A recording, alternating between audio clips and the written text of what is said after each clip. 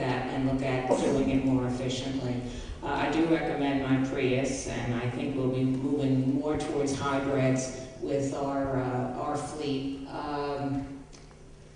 I am not an expert on this, but I thank you for bringing us to this. We have to aim at something. I think that's good, and we have to do it in the right way. There's a couple of things. I mean, recycling is all good and well, but if recycling actually increases our carbon footprint, then we're really actually working against our own benefit. There are a couple of things that we need to look at almost immediately. And one of the first times I met Ray Russell was I was in a council meeting and we were talking about replacing some of the municipal vehicles. And I recommended that on the council that we go with a hybrid. And Ray stopped me after the meeting and said, you know, thanks for bringing that up. And as a result, we actually do have a couple of Ford Escape hybrids. So that's one way we can sort of reduce emissions as well as reduce our consumption on fossil fuels to a certain degree. When we look at the whole program, there's so many things involved in this question.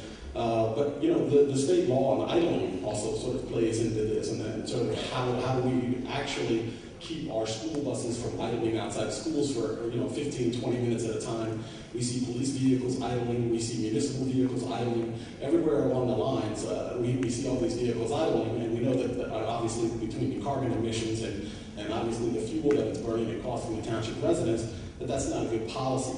The problem now with idling is somebody had mentioned earlier, is the amount of enforcement we can actually do. I'm actually in favor of the township actually fining the bus companies and perhaps even the Board of Education if they can't follow the simple rules with respect to idling. So thank you. So we have replaced some of the vehicles that the town is currently using with hybrids. But graduating from a school that focuses on biotechnology, I know that hybrids are cool and in right now, but I'm pretty sure there's more advanced technology coming down the pipeline, such as electric cars, completely no fuel and just electric.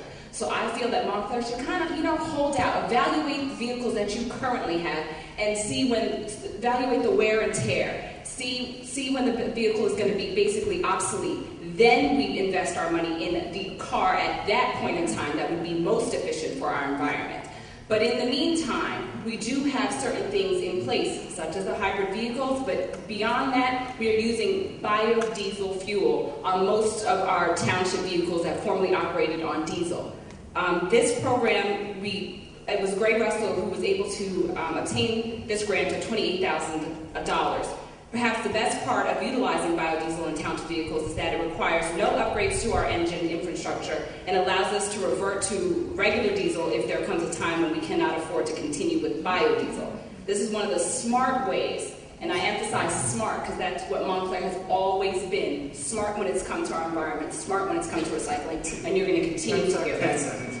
But there is one smart way, this is one smart way to maximize our environmental responsibility while minimizing costs, which I'm sure we are all appreciative of. With regard to fossil fuel consumption and greenhouse gas emissions, one of the best ways to address this problem is by urban forestry initiatives. And if every opportunity we have where we have open parcels of land, such as the open parcel of land up at the Wildwood Avenue near Branch Brook Park was used for urban forestry initiatives, we can cut down a lot on the greenhouse gas emissions with that. Other initiatives have already been mentioned, the hybrid cars. In addition to that, I would offer some type of parking incentives. Perhaps people that were doing more fuel-efficient vehicles would get some type of discount with regard to parking. The safe routes to bikes, that was already mentioned. Again, that's another way that we can definitely help to cut down with regard to those things. Simple things such as in your home, changing your lights to more efficient lighting and cutting off lights on all public buildings at night. I think that everyone has given some very good input, that this question relates mainly to our mobile fleet. What do we do with the cars that we have for the police, the fire department, and the garbage, and how we address that? And I think just about everybody up here has some good ideas. But we also must take a look at ourselves and our lifestyles and how we live. Do we do things like promote pedestrian walking? Do we do things in our own lifestyle? We need to go back to taking a look at the safe routes to school for the kids.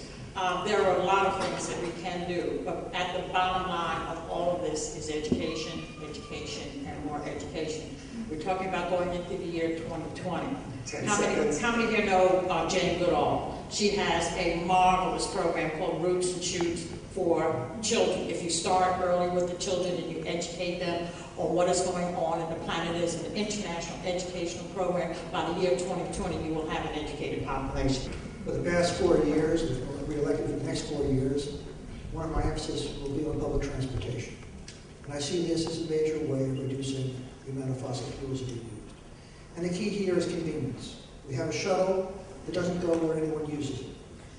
If we get that shuttle where more people use it, change the route, change the schedule, combine it with the senior citizen shuttle, we can get more people out of their cars. With the bus transportation, what we're working on is participating in a survey, a bus driver survey.